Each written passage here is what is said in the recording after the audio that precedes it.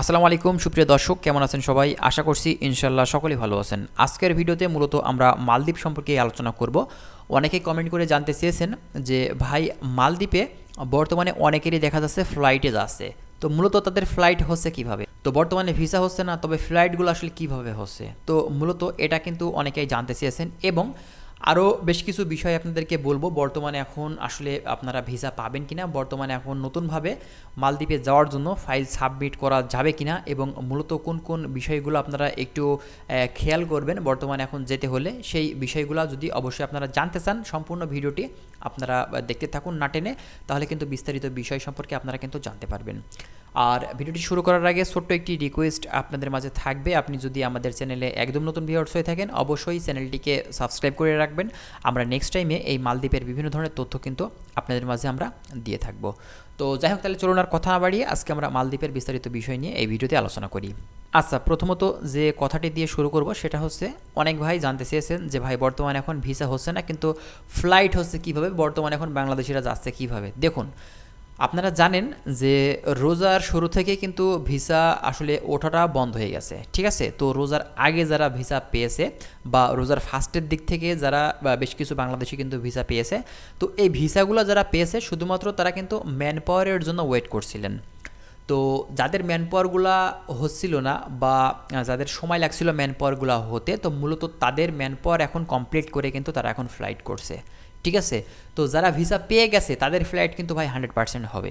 তো তারাই কিন্তু এখন বর্তমানে ফ্লাইট করে যাচ্ছে, ম্যান পাওয়ার কমপ্লিট, এখন কিন্তু তারা ফ্লাই করছে। দেখা যাচ্ছে যে আপনার প্রতি সপ্তাহে বেশ কিছু বাংলাদেশি কিন্তু বাংলাদেশ থেকে এখন আপনার মালদ্বীপে কিন্তু যাচ্ছে বিভিন্ন কোম্পানিতে বিভিন্ন কাজের উপরে, ঠিক আছে? তো নতুন যারা ফাইল সাবমিট করতে চাচ্ছেন যে ভাই, আমি এখন নতুন যেতে চাচ্ছি, মূলত এখন দেওয়াটা ঠিক হবে কিনা, বা আদৌ ভিসা পাওয়া যাবে কিনা, বা মালদ্বীপ বন্ধ হয়ে গেল কিনা। দেখুন ভাই, এখন পর্যন্ত মালদ্বীপ সরকার কিন্তু এইভাবে ডিক্লেয়ার দেয়নি যে ভিসা সম্পূর্ণ এখন আসলে বন্ধ করে দেওয়া হয়েছে, বাংলাদেশিরা আর ঢুকতে পারবে না।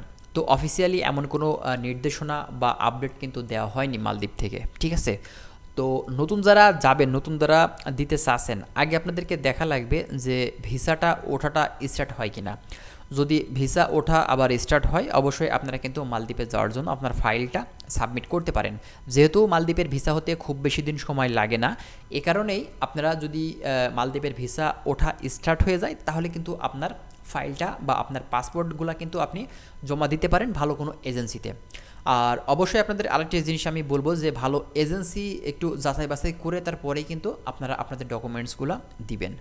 এটা মানে বেশ কিছু এজেন্সি আপনারা একটু ভিজিট করবেন, বেশ কিছু অফিসে আপনারা যাবেন, তাদের সাথে কথা বলবেন তারা কীভাবে সিস্টেমে কাজ করছে, তারা আদৌ লোকজন পাঠিয়েছে কিনা, ঠিক আছে? এই বিষয়গুলো অবশ্যই তাদের সাথে একটু মানে কথাবার্তা বলবেন। দেখা যাচ্ছে যে 5টা এজেন্সির সাথে আপনি যখন কথা বলবেন, অবশ্যই কিন্তু তাদের কথাবার্তা দেখলে বুঝতে পারবেন যে কোন এজেন্সিটা আসলে কী বলতে চাচ্ছে, বা তাদের কথাবার্তার ধরনটা কেমন, বা আদৌ তারা লোকজন পাঠিয়েছে কিনা, এই বিষয়গুলো নিয়ে একটু মানে কথাবার্তা বলেন। বা যেসব জায়গাতে এইসব এজেন্সিগুলো অবস্থান করছে তার আশেপাশে একটু খোঁজ খবর নিয়ে দেখবেন যে এইসব অফিসগুলো এখানে মূলত কতদিন ধরে তারা এই জায়গাতে তাদের অফিসটা চালাচ্ছে, মূলত এইসব এজেন্সি থেকে আদৌ কোনো লোকজন গিয়েছে কিনা, বা কোনো দেশে যেতে গিয়ে কোনো ধরনের সমস্যা ফেস করছে কিনা। তো যেসব জায়গাগুলোতে এজেন্সির অফিসগুলো হয়ে থাকে, মূলত তার আশেপাশে একটু খোঁজ খবর নিলে কিন্তু তাদের বিষয় সম্পর্কে কিন্তু জানা যায়, ঠিক আছে? তাছাড়া বর্তমানে এখন অনলাইনের যুগ, আপনারা বিভিন্ন ফেসবুকে গ্রুপ পেয়ে যাবেন। এইসব গ্রুপে কিন্তু যদি এইসব এজেন্সির সম্পর্কে আপনারা মানে জানতে চান, বিভিন্ন ধরনের আসলে তথ্য কিন্তু এইসব এজেন্সির সম্পর্কে কিন্তু আপনারা পেয়ে যাবেন, ঠিক আছে?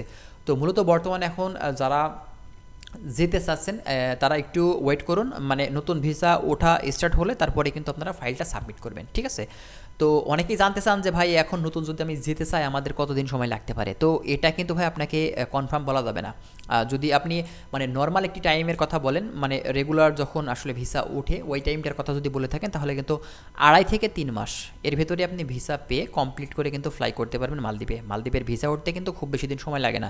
কিন্তু আপনি যদি বর্তমান পরিস্থিতির কথা বলেন, তাহলে কিন্তু ভাই সময় এখানে 3 মাস লাগবে কি 6 মাস লাগবে কি 1 বছর লাগবে, এটা কিন্তু কনফার্ম করে কেউ বলতে পারবে না, কারণ বর্তমানে ভিসা ওঠাটাই তো ভাই এখন স্থগিত আছে, ঠিক আছে? মূলত এটাই হচ্ছে বিষয়।